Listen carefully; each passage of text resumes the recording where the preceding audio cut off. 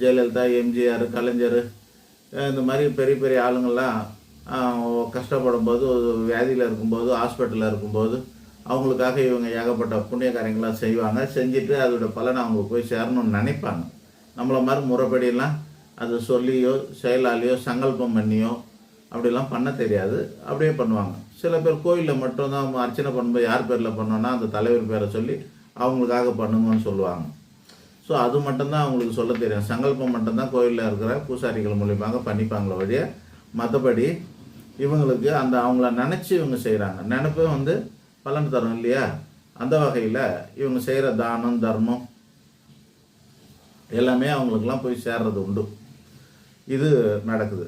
சராசரியாகவே சாதாரணமாகவே நான் இந்த மாதிரி திருப்பதிக்கு போகிறேன், எனக்காக நீ வேண்டிக்கோன்னு சொல்லி அனுப்புவாங்க. சில பேர் ஒரு 50-100 கொடுத்து சாமி உண்டியில் போட்டுருன்னு சொல்லுவாங்க. இந்த மாதிரிலாம் கூட பண்ணுறதும் உண்டு. ஆக மொத்தத்தில் ஒரு ஆளுக்காக இன்னொருத்தர் புண்ணியங்களை பண்ணலாம். ஒரு ஆளுக்காக இன்னொருத்தர் நம்மளுடைய புண்ணிய பலன்களை தாரவாத்தும் கொடுக்கலாம், தானமாகவும் கொடுக்கலாம். அது மாதிரியும் செய்ய முடியும்.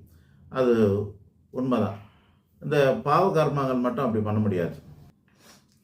இந்த பாவ கர்மாவை மட்டும் அந்த மாதிரி பண்ண முடியாது. பெற்றவங்களுடைய பாவ கர்மானா அப்படின்னாக்கா பிள்ளை போய் சேரும். இப்போ உதாரணத்துக்கு ஒருத்தரோட ஜாதகம் நல்லாயிருக்கும், ஒரு பிள்ளையோட ஜாதகம் நல்லாயிருக்கும், திருமண வாழ்க்கை நல்லா இருக்குதுன்னு இருக்கும், அவங்களோட செல்வாக்கு நல்லா இருக்குன்றோம், புத்திர பாக்கியெல்லாம் நல்லா இருக்குன்னு இருக்கும். ஆனால் அவங்க அம்மா அப்பா கடுமையான பாவங்கள் பண்ணி சொத்து பத்தெல்லாம் சேர்த்து அந்த சொத்து பத்தில் இருந்து பிள்ளைங்களுக்கு கொடுப்பாங்க. இவனுக்கு கல்யாணம் பண்ணி வைப்பாங்க, இவனுக்கு துணிமணி வாங்கி கொடுப்பாங்க, இவனுக்கு உதவிகள் செய்வாங்க, நகை நட்டு போடுவாங்க, இவங்களுக்கு சாப்பாடு போடுவாங்க, எல்லா உதவிகளும் செய்வாங்க, இல்லை படிக்க வச்சுருப்பாங்க. இந்த மாதிரிலாம் பண்ணுவாங்க.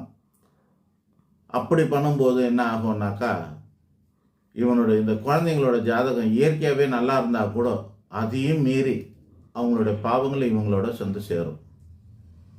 அதனால் பெற்றோர்கள் சம்பாதிக்கிற காசு நம்ம கொடுக்குறாங்க அப்படின்னா பிள்ளைகள்லாம் என்ன பண்ணணும் அப்படின்னா, முக்கியமாக 12 வயசுக்கு மேலே இருக்க பிள்ளைகள்லாம் யோசிக்கணும். நம்ம அம்மா அப்பா நல்லபடியாக சம்பாதிக்கிறாங்களா, நேர்மையாக சம்பாதிச்சாங்களா, உண்மையாக சம்பாதிச்சாங்களா, அல்லது தப்பு தண்டா பண்ணி சம்பாதிக்கிறாங்களா, லஞ்சம் வாங்கி சம்பாதிக்கிறாங்களா, ஊழல் பண்ணி சம்பாதிக்கிறாங்களா, திருடி சம்பாதிக்கிறாங்களா, ஏமாற்றி சம்பாதிக்கிறாங்க, தொழிலில் பொய் சொல்லி சம்பாதிக்கிறாங்களா, இப்படியெல்லாம் நம்ம யோசித்து பார்த்து அந்த காசு பணத்தை வாங்கி யூஸ் பண்ணணும். இல்லைன்னா கஷ்டமாயிடும். அதுக்கும் புராணங்களில் வால்மீகின்னு ஒருத்தர் இருந்தார். அவர் வழிப்பறி கொள்ளக்காரன். அவருடைய பலனை அவங்க பிள்ளைகளுக்கெல்லாம் போய் சேர்மானுக்கு மாதிரி நாரதர் அது புரிய வச்சு அவருக்கு ஞானம் கொடுப்பாரு. அதுலேருந்து நிவர்த்தி ஆகிறதுக்கு என்ன பண்ணணுமா ராமான்னு சொல்கிறாரு. ராமன் அவனால் சொல்ல முடியல, வால்மீகியால் சொல்ல முடியல. அந்த